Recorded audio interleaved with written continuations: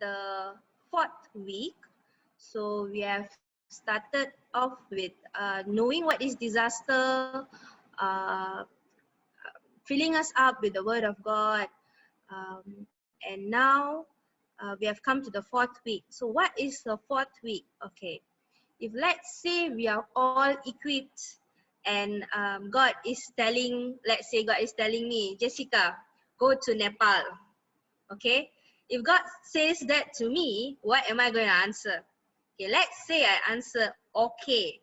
Okay, that's totally fine. But if let's say God says this, Jessica, go to Nepal tomorrow. Okay, what is my answer going to be? It's just like God asking Jonah to go to Nineveh.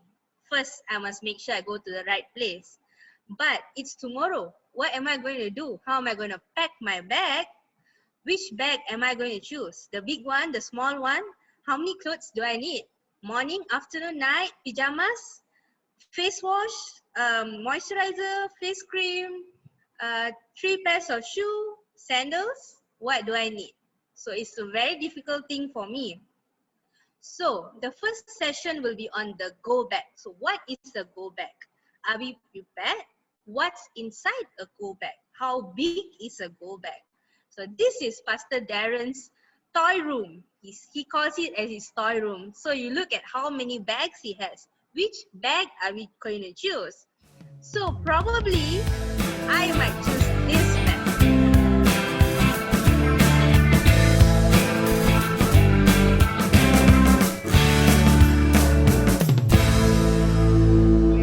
We do all our training in a physical location, and this is a strange time that we are living in.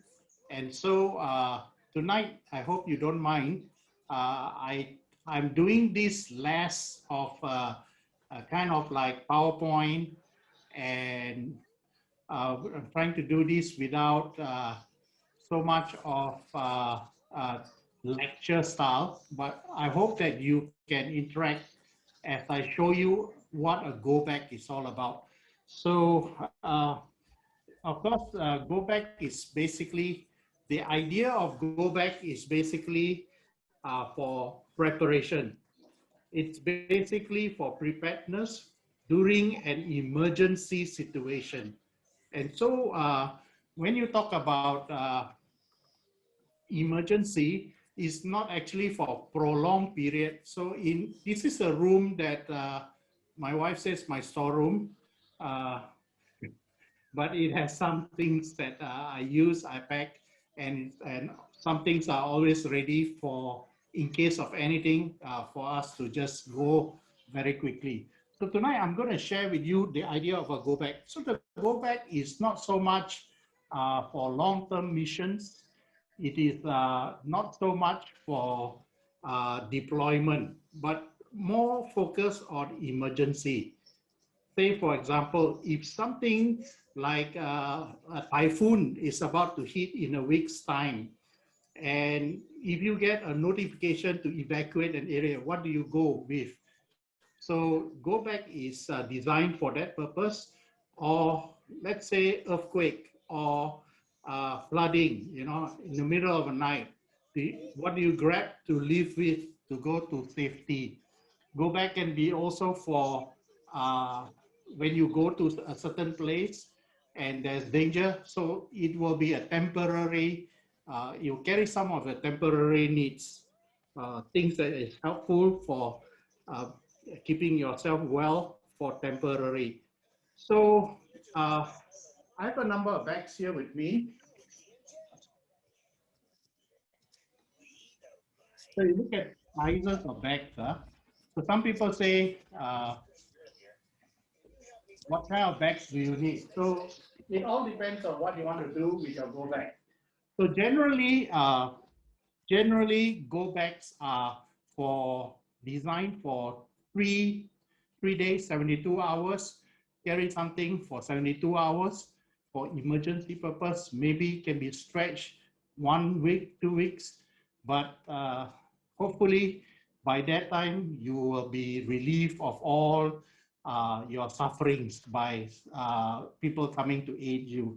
So GoBag is not meant for, like a long-term relocation kind of thing. So you don't want a bag that can carry your kitchen sink, your refrigerator and stuff like that. So tonight I wanted to share with you the importance of GoBag, because GoBag is one of the greatest indicator that you believe that at some point in our present world, we will encounter situation whereby our capacity and our ability to deal with a disaster will be overwhelmed, meaning that we may have to have an emergency. And therefore, if you're living during an emergency, what do you take with you? Some years ago, I saw pictures of people who came out from the Kelantan flood in peninsular Malaysia. They went out to refugee camp. They had a few plastic bags. They carried stuff with them. Some children carried their soft toy with them.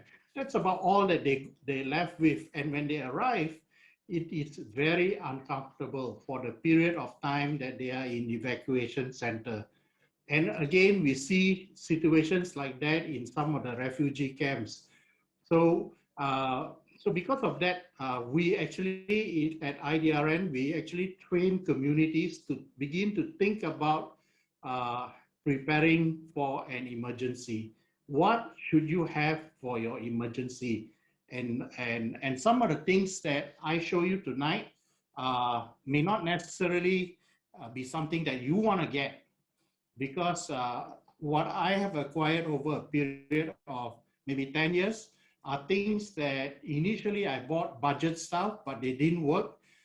They are not so durable. So I got other things along the 10 years, things that because I go into disaster, I go off the grid and I go into some places that require more durable gears. But that may not be the case for the majority of people in our city, in our nations. So definitely we recommend that you consider, if you believe God, what he says in Matthew 24, and all the things that are forthcoming, then we should prepare. We should prepare, right? It's not like God is going to surprise us. So GoBag is designed for that. What is it for? It is not for your vacation. It is not for your for long-term deployment. It is like suddenly at midnight, if you have a call and they say evacuate this area, there is an emergency, you grab that bag and you leave, and it will have some essentials that you need. Okay, so everybody clear on that?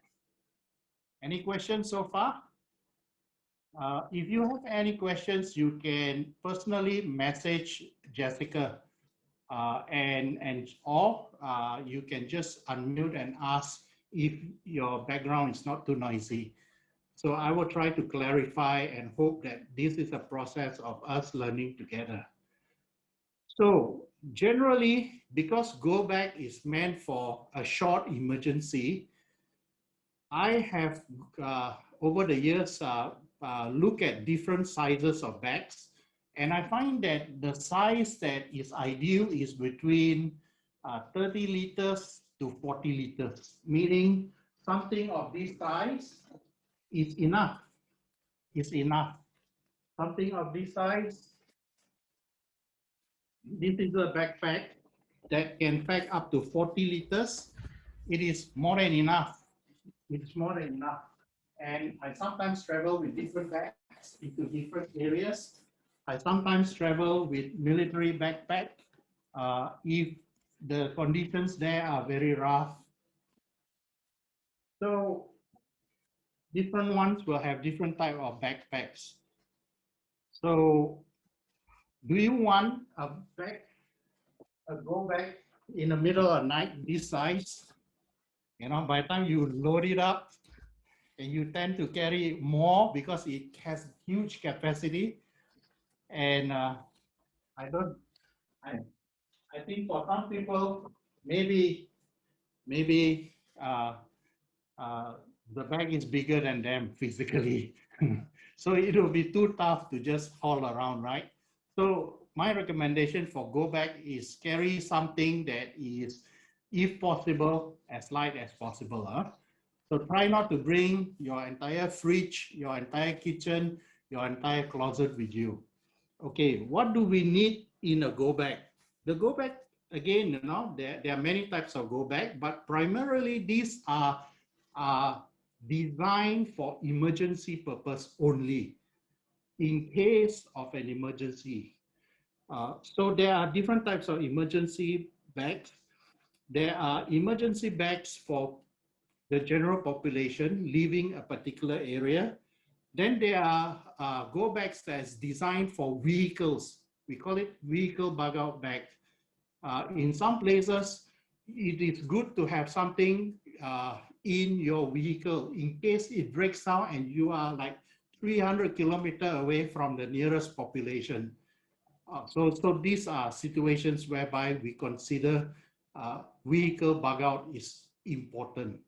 So if you are always in a rural area, it is good to have that. Or if you are traveling, or if you are on a medical mission into the mountainous region, where an overnight there, if you are stuck, can be a dangerous situation, then you need to consider all these things. So vehicle bug out. So I remember some years ago, we drove across Arthur's Pass in South Island, New Zealand, and the weather forecast says try to do it. The weather forecast says try to do it before a certain time because snow may fall at that time. So vehicle bug out is something that you want to carry along. Okay, then of course, if you are going into the response, if you are a responder going into a particular country, like if you're going for a mission, then maybe you want to carry a different type of go bag.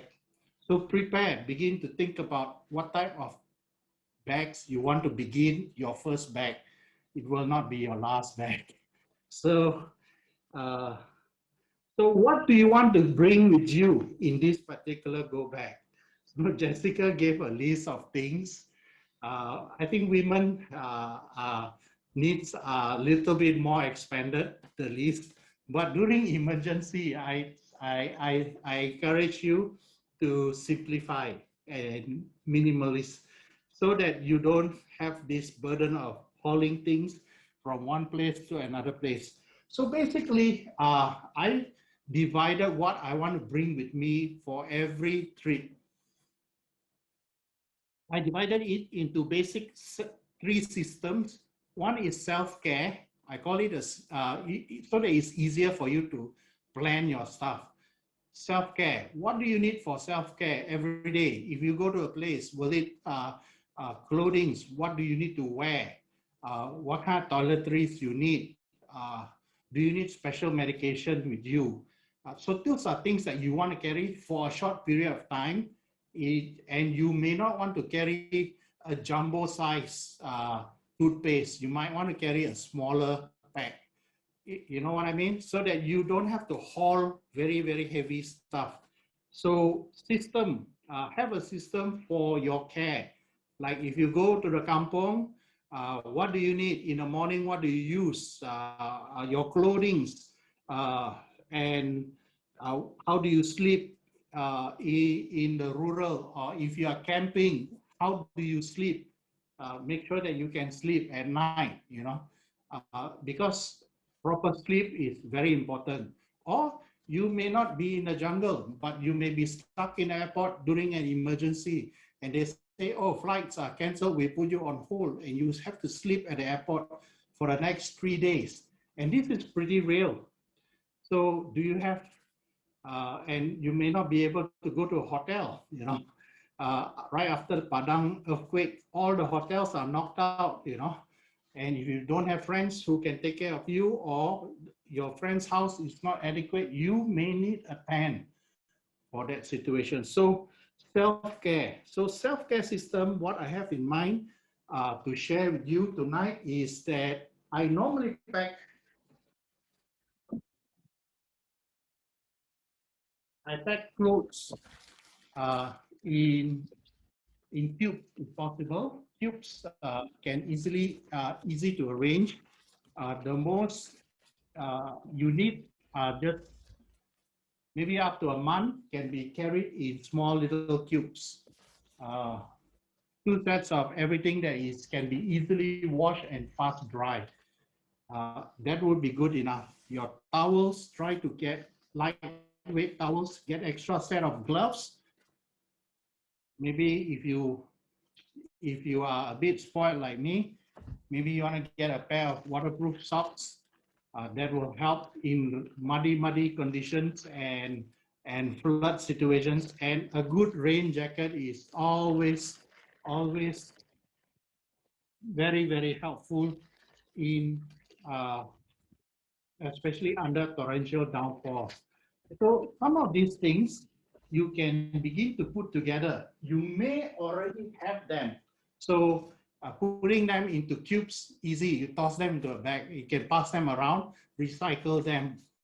That way, you can always have a ready set of things ready to go. Sometimes you go to a conference and they give you that t-shirt. That t-shirt can be your GoBag clothing. So for shelter, this is samples of shelter. Shelters can be carried separately. You don't have to load it into your bag because they often come with their own bags. Uh, this is I like hammock system because they are very fast to put up. But in some places, hammocks won't be able to cut it. So a small two-man tent may be quite a nice thing to have. So these are things that you probably will not straight away go and buy them, but you can begin to look at the possibility of including them long term in your personal care things. So a sponge seat that you can get, these are very cheap. You can put them on any grounds and at least you won't be sitting on wet ground. As with all shelters system, you need ropes to secure them. So I carry a bag of different type of ropes, different sizes for basically camping. Yeah. If you're very good with knots, if you pay attention during your scouting days, uh, and you remember how to keep your knots, you don't have to spend money on all the other systems of rigging up ropes. Okay, what else can I show you? Okay, sleeping mattress. Okay, the lightest mattress that I can find is by air. You blow it up. You blow it up and then you just lie down on it and it prevents you from sleeping on cold cement floor. So this is something that you can consider having with you. I find that sleeping bags, except for very cold countries, I don't really use them. So sleeping bags are too hot for the tropics. But if you are up in the mountains and if you are in North America in the winter season or even the cooler months, it should work very well. So far, any questions on self-care? Okay, personal toiletry. You can carry small packagings, ziplocs. You can carry your, hotels, they give free toothbrush and all that. I put them all in different bags. So I always have something in different bags. Uh, so these are things that you can carry with you. Any questions so far? Hi, All Pastor. right. I have a question. You mentioned like pack clothing in tubes. What do you mean by pack in tubes? Can you show us the tubes, please? Okay, these are tubes. They call it these tubes, packing tubes. It's basically you can keep everything into.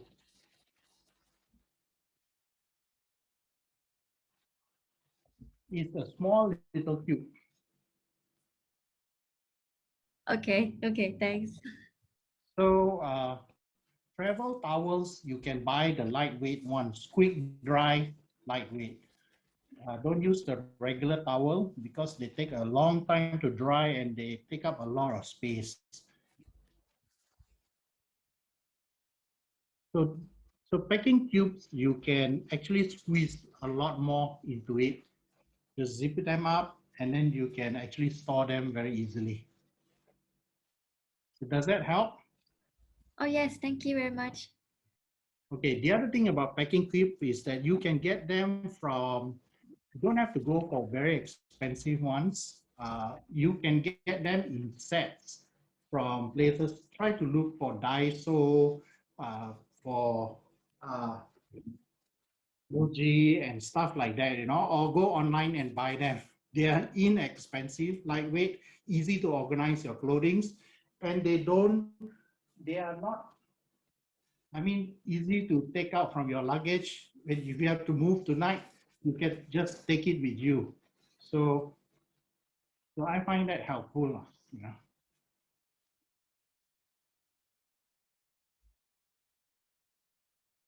Okay, the other thing I wanted to mention is make sure that you bring insect repellent with you. And if you are sensitive to heat and sun, sunblock lotion and some creams, because living outside of the comfort of home can be difficult. And if you don't sleep well, it's not good at all. So keep that in mind. Huh? So the other two system is basically your personal survival kit. Huh? Things that you need to survive. Notice that I didn't mention packing uh, one carton of food, and drinks and all that. So because those are very heavy. Okay, the most I like to carry are basically uh, lightweight food, snacks in between meals, and I try to source meals at different locations. So, uh, so for personal survival, water filtration, water treatment system is actually very useful. So you might want to look at all this. Instead of carrying lots and lots of water, find how you can disinfect water or filter water very lightweight, as light as possible. So you don't carry, you know, uh, a lot of water bottles with you. So I carry empty bottles and sometimes as light as possible. So lightweight water bottles, or I have water bottles like this to just refill. So these are some of the things. How are we doing for time, Jessica?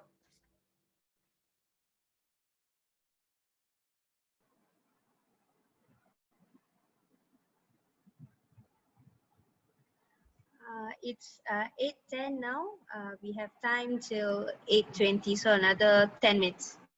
Okay, so that is personal survival kit stuff. I have some, uh, uh, I carry small packets of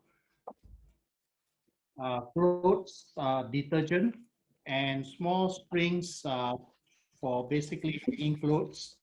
And for personal survival, I include in communications, navigation, radio. I have a solar charger that goes with me off the grid. I have I have cutting tools with me different sizes, knives, basically knives, uh, multi-tools, very useful. You will need to unpack stuff in many situations. Goods will come, relief might come in packagings and require cutting up and opening packagings. So, and also food preparation, shelter preparation, uh, fire starting may require cutting tools. So all this is essential for disinfecting water and making water consumable. So that is survival kit. So in survival kit, normally I would try to pack a small survival kit into a 5-liter bag that I would toss into my bag anyway. So this is if in the middle of the night, the house that I'm staying in, and there is an aftershock and am required to bug out from that house that is in a disaster zone, I might just grab this and leave the rest behind.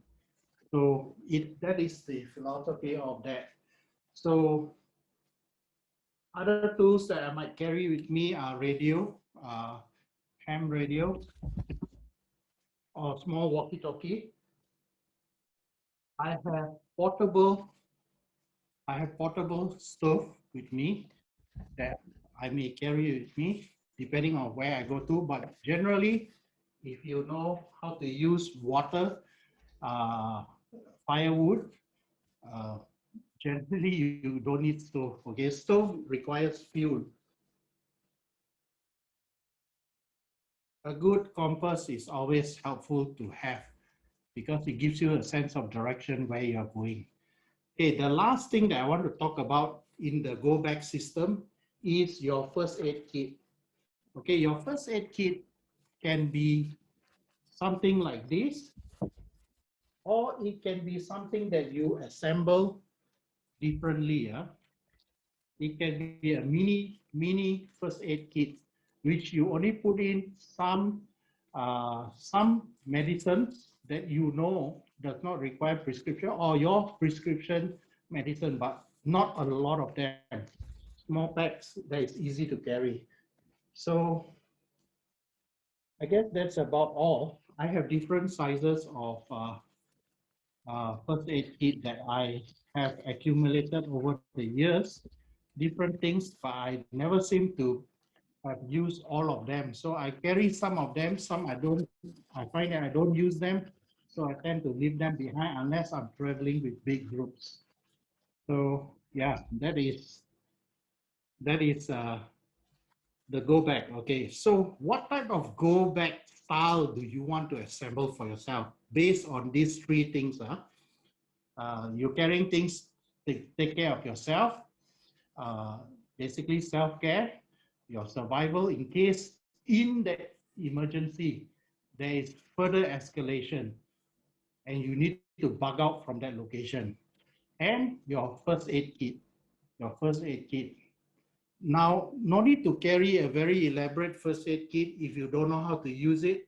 But since majority of the people who sign up here are medical students or doctors and all that, then I think you guys have no problem using your first aid kit. But I think there are people who buy such elaborate first aid kit that they don't even know what is the purpose of that particular thing. Don't carry that which you won't use. Or you don't know how to use them. So that's my thoughts. Okay, so I want to end.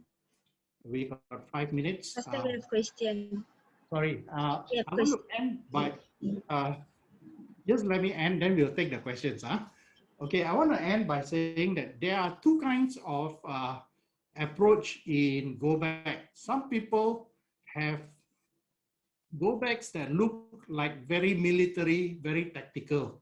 It is very attention grabbing, like something like this. Something like this, if you carry it, people will notice straight away. Uh, something,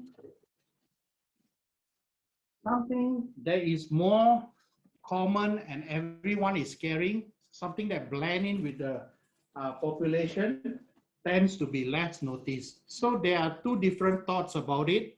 Uh, some people feel that if you want to be taken notice of and it sends a particular message that you are with a particular outfit, then you go for it. Some people just want to remain low profile. They just want to blend with the crowd and go unnoticed. So you can choose whichever style. Don't have to buy one or the other. Or you can have both as you accumulate over the years. So that's basically about the GoBag. Okay, questions. Master, the first question, is there a checklist that we can have so that we can have the basic checklist? Actually, we have checklists in our full training. We give it out. We have a lot of resources, but again, I can send it out later to you, and you can pass it to the rest. But I would say that you don't need everything in a checklist. I think the whole idea about the go back is people need to put some thoughts into the potential scenario. Like in your area, let's say our area is prone to fire or flooding or riot. And if we bug out, what do we need to bring with us, considering our environment? You don't, unless you are saying that, okay, five of us are going to Nepal to help this particular community, then it's a different thing altogether. So every for tonight's session, for beginners, I would say look at Malaysia, look at the Philippines, look at Indonesia, the scenario. And I think most Filipinos are more prepared. They're perhaps one of the most prepared nation in this region, looking at their trainings and their awareness and the kind of things that their communities have experienced on a regular basis. So Malaysians, probably we need to begin to take this more seriously. So we have, for Malaysia, the threat of flooding, riots, threat of fire, in a large-scale fire in a huge building. More and more people are living in condominiums and this type of buildings. If there's a large-scale building, you have to evacuate. You don't want to be carrying a lot of things. So I should also mention that I have this with me packed all the time. This is all my important documents. This goes into the bag in an emergency. So I won't be looking for them when we want to bug out from house. So your titles, title deeds of your property, your insurance policy, everything, your certificates and all that, put them all into a folder, keep them, and just bug out with them. So other people do more. Like in the full training, we can tell you like family preparedness plan way ahead. Some of the things you can do to prepare, but we are just talking about bug out, 72 hours or 1 week bug out. Master, next question. How about matches, lighters for fire or heaters or cooking, torchlight, whistle? Yeah, I do. I have flashlights, different types, and yeah, lighters are the easiest lah. Cricket lighter, cheap and good, and very almost fail-proof. Any advice on shoes? Okay, for shoes, wear something that is comfortable, that won't break. Boots are pretty good, actually. Ankle boots are very good for disaster. Boots that come up to your ankle. You know, hiking boots that those are mid-level one, not the very high one. What is the ideal weight for a go bag or a bug out bag? Ideal weight. Weight. For me, the lighter the better. But the lighter it is, I tell you, your pocket will be lighter. Because light things cost a lot. So generally in our training, we tell people try to carry not too many heavy things. Okay, Pastor, I